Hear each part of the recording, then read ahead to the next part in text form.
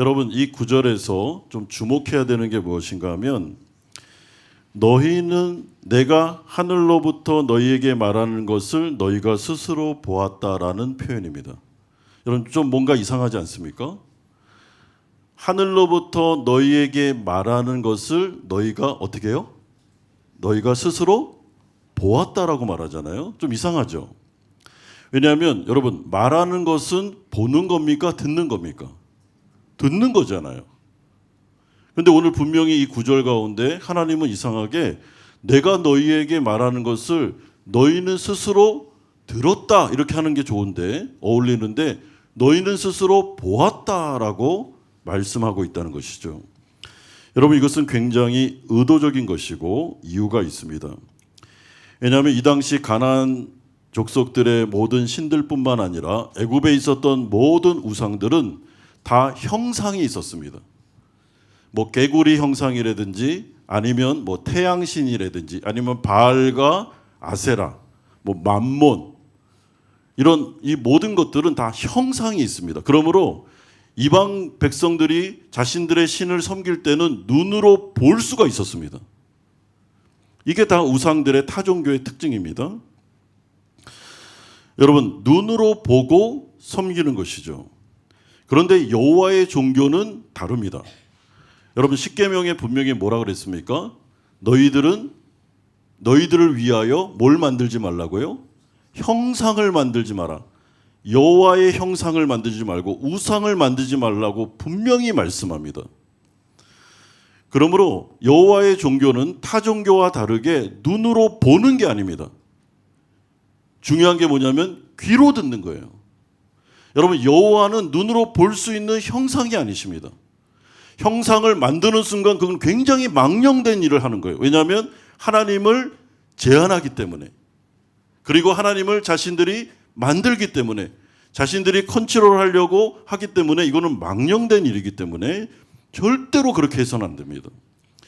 여러분, 하나님은 초월해 계시고 무소부재하시며 전지전능하시고, 하나님은 인간의 생각 속에 갇혀 계신 분이 아니라 그는 스스로 계시는, 그야말로 인간이 통제할 수 없는 그야말로 어마어마한 분이십니다. 그러므로 어떤 형상으로도 하나님을 제한할 수 없고 만들 수 없는 것이죠. 그러므로 23절은 또 한 번 강조하지 않습니까? 절대로 은이나 금이나 그 어떤 것으로도 하나님의 형상을 만들지 말라. 만들면 안 된다라고 말하고 있습니다. 그러므로 여호와의 종교의 특징은 여러분, 눈으로 보고 믿는 것 이전에 중요한 것은 귀로 듣는 것입니다.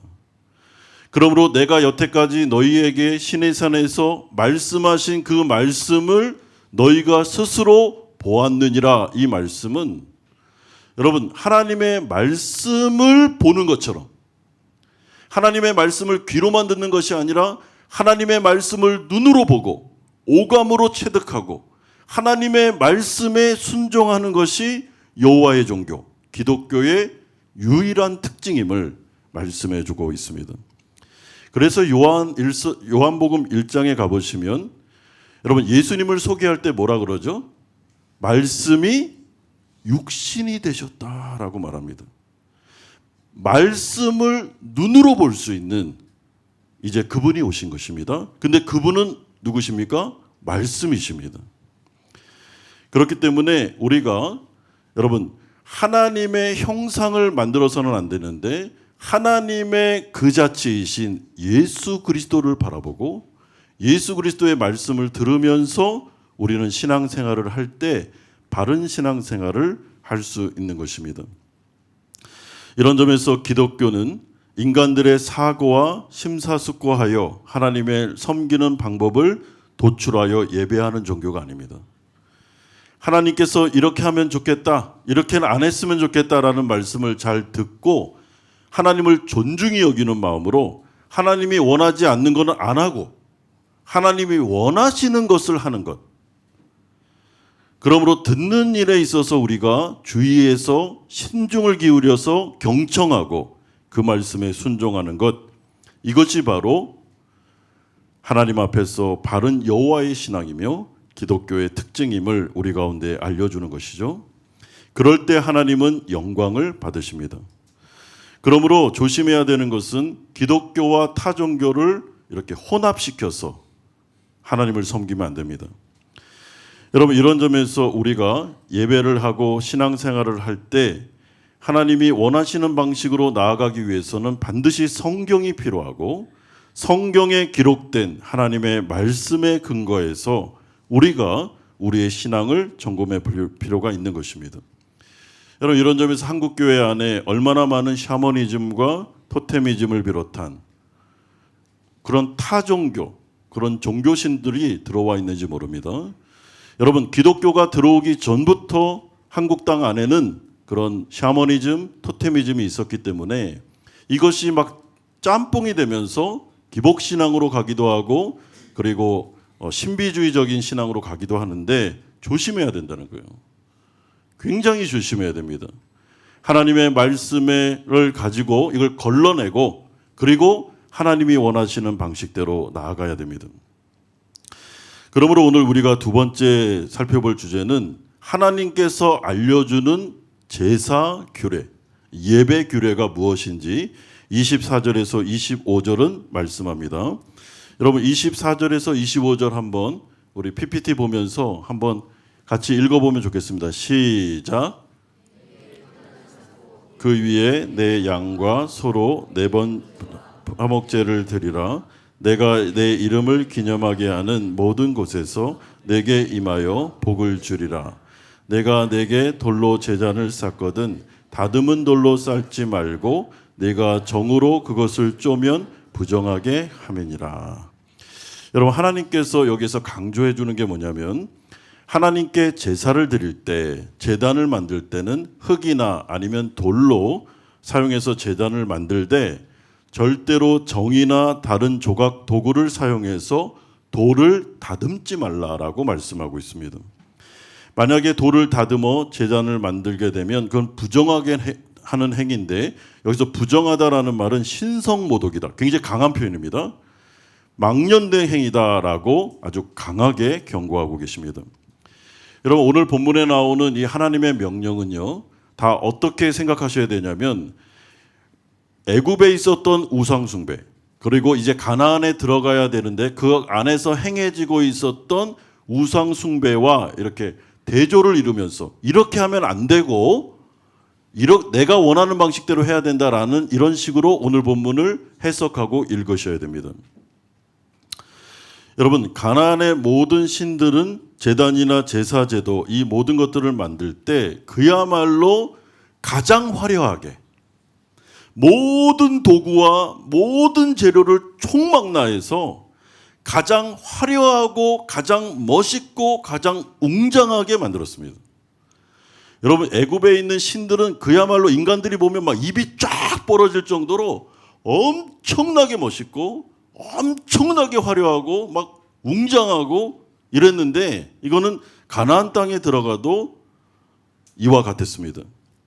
인간들이 할 수 있는 모든 역량을 총동원해서 자신들의 신들을 기쁘게 하려는 목적으로 이런 종교적인 특징이 나타나게 된 것입니다. 왜냐하면 그래야만 뭔가 있는 것 같고 그래야만 사람들이 감동을 받고 종교심이 극대화된다고 생각했기 때문에 그런 것이죠. 여러분, 이것은 맞는 말입니다. 왜냐하면 사람들은 그 규모에 압도를 당합니다. 그 화려한 어떤 곳에 가면 막 종교심이 없던 종교심도 막 일어납니다. 그래서 뭔가 절해야 될 것 같고 뭔가 경건해야 될 것 같은 그런 압도적인 분위기를 경험하게 되는 것입니다.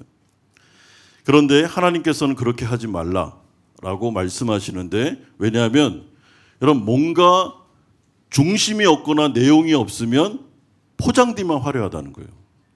여러분, 포장지가 화려하면 화려할수록 내용물이 보잘것없을 때가 많습니다.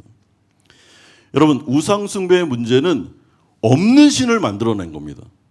없어요, 이거는. 여러분, 우상은 없는 것입니다. 이 세상에 신은 딱 하나밖에 없어요. 한 분밖에 없습니다. 유일신 하나님. 그 외에 모든 거는 인간이 다 만들어낸 거예요. 그러니까 인간이 만들어냈는데 그 만들어낸 가짜신을 가지고 사람들을 막 종교심을 부추기고 현혹시키고 막 그렇게 해야 되니까 뭔가 자신들의 역량을 총동원해가지고 뭐가 있는 것처럼 화려하고 웅장하고 막 엄청나게 만드는 거죠. 근데 하나님은 그렇게 하지 말라는 거예요. 그렇게 할 필요가 없다는 것입니다. 왜냐하면 하나님은 살아계시기 때문에. 여러분, 하나님은 인간들이 막 화려하게 만들고 그리고 막 웅장한 그런 성전에만 계신 분이 아닙니다. 그분은 천막에도 계시고, 그분은 작은 공동체에도 계시고, 그분은 하늘에도 계시고 땅에도 계시고 무소부재하신 분이시잖아요. 왜요? 살아계신 분이니까. 실제로 존재하는 분이니까요. 또한 이렇게 하지 말라라고 하는 이유는 그러한 화려한 제단이나 퍼포먼스 이로 인해서 정작 중요한 중심, 내용물을 인간들이 잊어버릴 수 있기 때문에, 그 화려함의 중요한 부분들이 가려질 수 있기 때문에 그렇게 하지 말라라고 말씀합니다. 제단을 화려하게 만드는 게 중요한 게 아니라 제단 위에 드려질 번제 제물과 희생 제물이 중요한데, 사람들이 막 제단의 화려함에만 눈이 막 휘황찬란해가지고 거기에만 집중하느라고 정작 중요한 번제물과 희생 제물, 이것이 막 타들어가면서 거기에 연기가 하늘로 올라가는 이 장면을 못 볼까 봐 하나님께서 그렇게 하는 것이죠. 여러분, 그렇기 때문에 이 말씀 가운데 본질은 이렇습니다. 하나님께서는 이방인들처럼 그렇게 섬기지 말고, 화려함에 현혹되지 말고, 제사를 드리거나 예배를 드릴 때는 하나님 앞에서 가장 중요한 그 번제물, 화목제물, 거기에 집중하고, 그리고 이 일을 통해서 지금 어떤 일이 벌어지고 있는지를 눈으로 보고 깨달아 알면서 하나님을 예배하라라고 말씀하고 있습니다. 여러분, 번제물과 화목제물은 무엇입니까? 뭘 상징합니까? 신약으로 넘어오면 예수 그리스도를 상징하죠. 십자가상에서 완전한 번제 제물로 드려지신, 화목제물로 드려지신 예수 그리스도. 여러분, 예수 그리스도의 십자가 복음, 그 엄청난 일을 통해서 우리가 죄사함을 받고 구원을 받고 은혜 보좌 앞으로 하나님께 나와 예배 자리에 앉아 하나님을 예배할 수 있는 그 엄청난 복음의 은혜. 여러분, 이것이 바로 번제물과 희생제물이, 화목제물이 우리에게 말씀해 주는 메시지지 않습니까? 그러므로 예배를 드릴 때 중요한 것은 여러분, 예배의 분위기가 아닙니다. 예배의 화려함도 아니에요. 예배하는 사람들의 숫자도 아닙니다. 중요한 것은 이 가운데 여러분들이 귀로 듣는 번제와 화목제, 그 가운데 드려진 예수 그리스도의 십자가 복음, 여러분, 이것이 중요한 것입니다. 예배가 너무나도 화려하고 너무나도 퍼포먼스가 많고 막 정말 휘황찬란하고 그렇기 때문에 뭔가 한 것 같은데 정작 그 예배 가운데 번제와 화목제, 희생제, 예수 그리스도의 복음이 빠져 있고 사람들이 예수 그리스도의 복음에 집중하지 못할 정도로 다른 그 무엇이 화려하다면 하지 말라는 거예요. 제발 그런 거 하지 말고 번제와 화목제에 집중하라는 것입니다. 예수 그리스도 십자가의 복음에 집중하라는 것이죠. 이게 예배의 핵심이라는 것입니다. 왜냐하면 여러분, 번제물과 화목제물이 예수 그리스도께서 되시지 않았다면 우리는 이 자리에 앉아 있을 수도 없습니다. 예수님의 십자가 복음이 아니면 우리는 하나님의 자녀가 될 수가 없어요. 우리는 죄사함을 받을 수가 없습니다.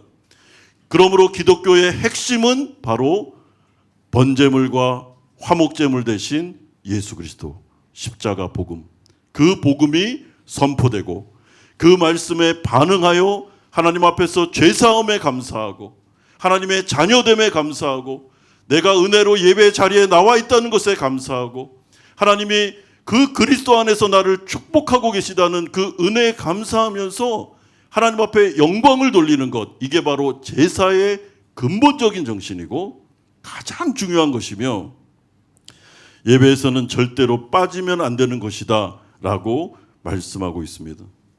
그러므로 사랑하는 성도 여러분, 하나님이 원하시는 제사, 하나님이 원하시는 예배는 그 가운데 선포되는 복음에 집중하시는 것입니다.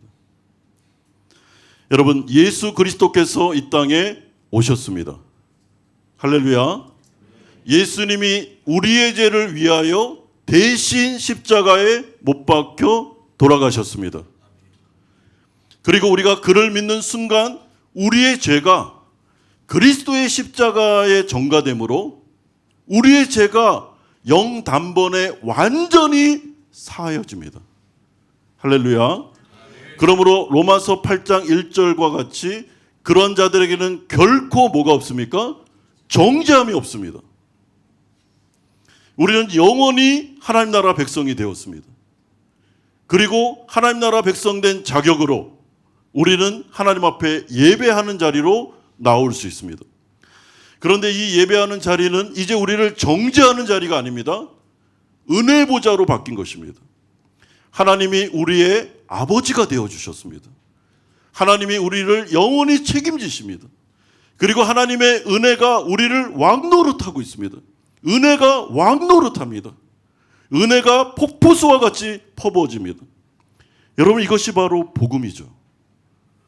여러분, 이 복음에 집중하셔야 됩니다.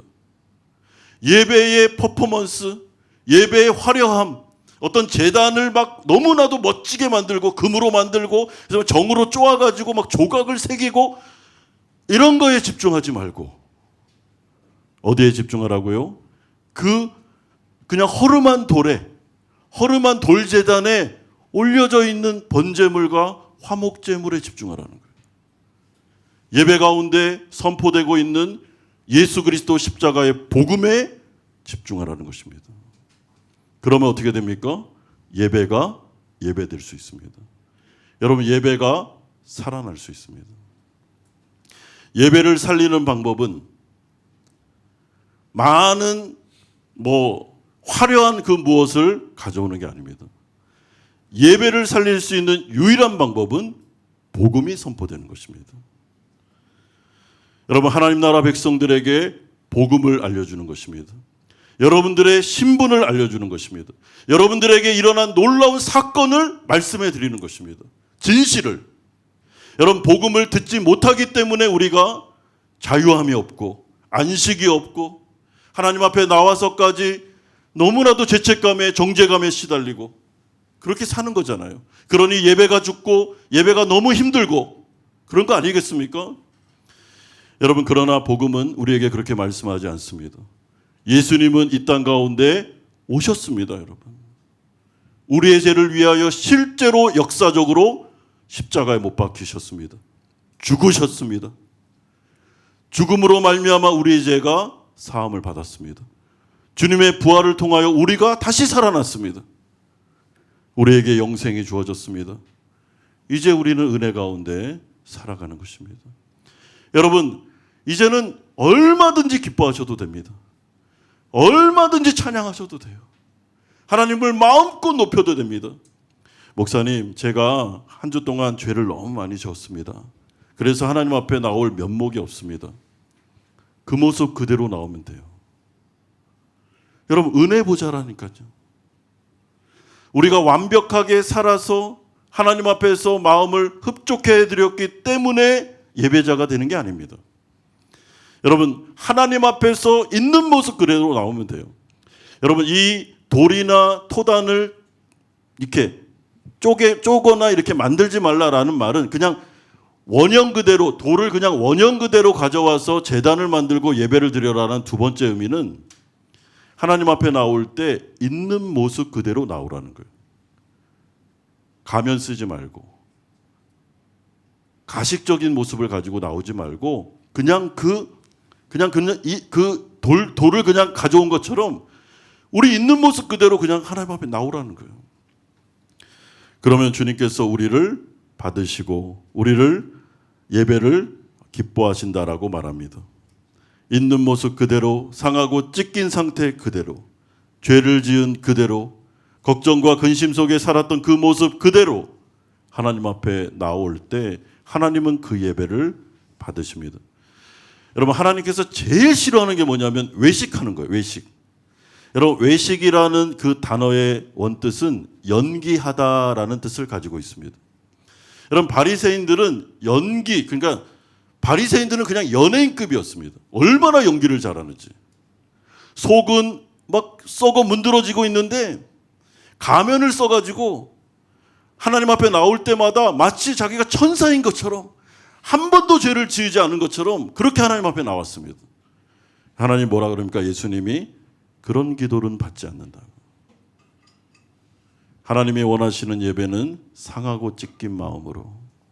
저기 성전 뒤에서 세리들이 정말 고개를 들 수 없을 정도로 내가 죄인 중에 죄인인데 어떻게 내가 하나님께 나아갈 수 있어 하면서 막 가슴을 찌면서 우는 그 모습을 보며 예수님이 바리새인들의 기도를 듣지 아니하시고 세리들의 예배를 받으셨다라고 말하는 것처럼 하나님이 가장 좋아하는 예배자는 가면을 벗고 우리를 가렸던 그 모든 것들을 다 벗어버리고 있는 모습 그대로, 상하고 찢긴 마음 그대로, 죄 지은 모습 그대로, 마음속에 있는 걱정과 근심을 가진 모습 그대로 하나님 앞에 나아갈 때 하나님이 우리를 받아주시고 회복시켜 주시고 기뻐하신다라고 말씀하고 있습니다.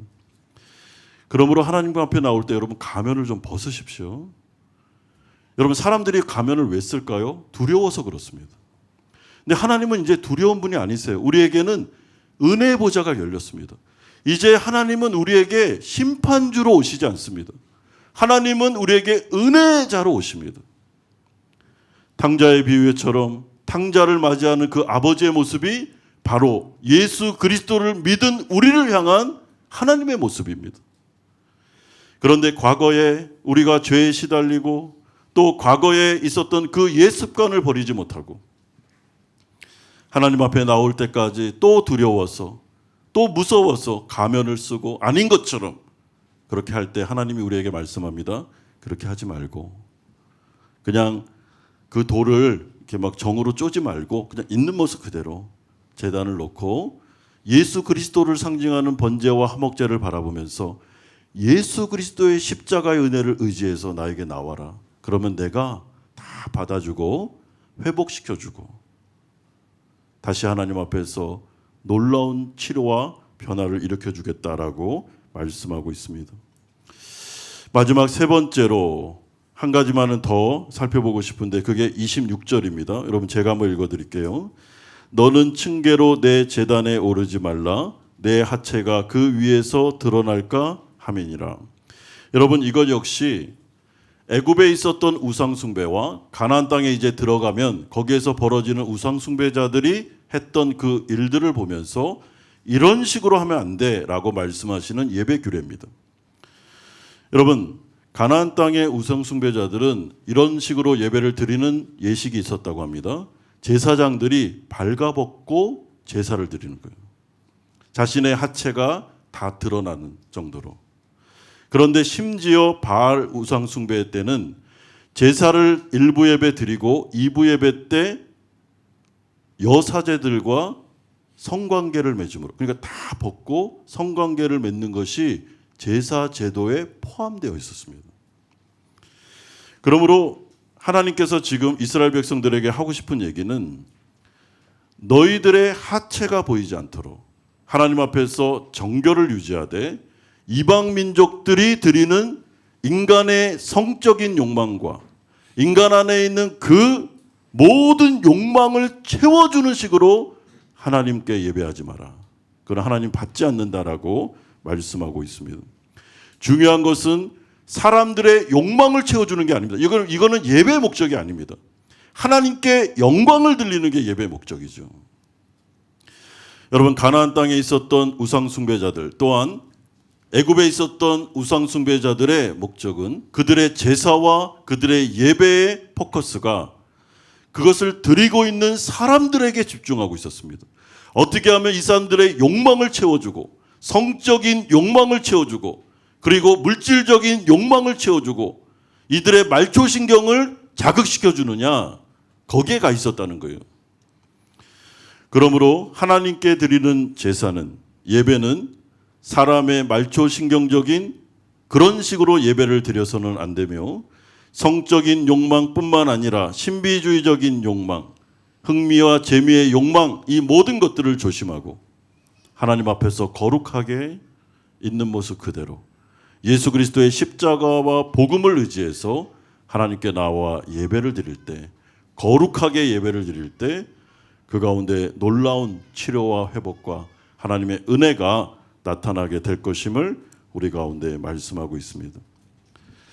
사랑하는 성도 여러분, 우리는 지금 예배 자리에 와 있습니다. 우리가 이 자리에 앉아 있는 유일한 이유는 예수 그리스도의 대속의 죽음 때문입니다. 예수님의 십자가 때문에 우리가 예배 자리에 있는 것입니다. 예수 믿기 전에 우리는 세상에서 예배자가 아닌 자들로, 우상 숭배자들로 살았습니다.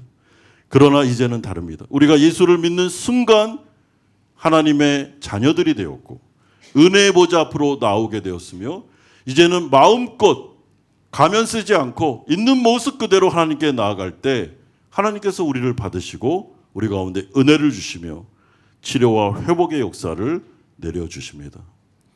그러므로 두려워하지 마십시오. 여러분, 예배 자리에 나와서까지 두려워할 필요가 없습니다. 우리가 의지하는 것은 우리의 공로가 아닙니다. 예수 그리스도의 십자가, 그분의 의, 그분의 은혜를 바라보고 나아가십시다. 하나님께서 우리를 맞이해 주시고 오늘 예배 가운데 우리의 기도를 들으시며 우리를 치료하고 회복시켜 주시고 은혜가 왕노릇하는 성령의 큰 충만함을 우리에게 내려주실 줄로 믿습니다. 이런 은혜가 오늘 이 밤에, 오늘 이 말씀을 듣고 기도하는 그 자리에서 하나님의 은혜가 충만하게 임하기를 주의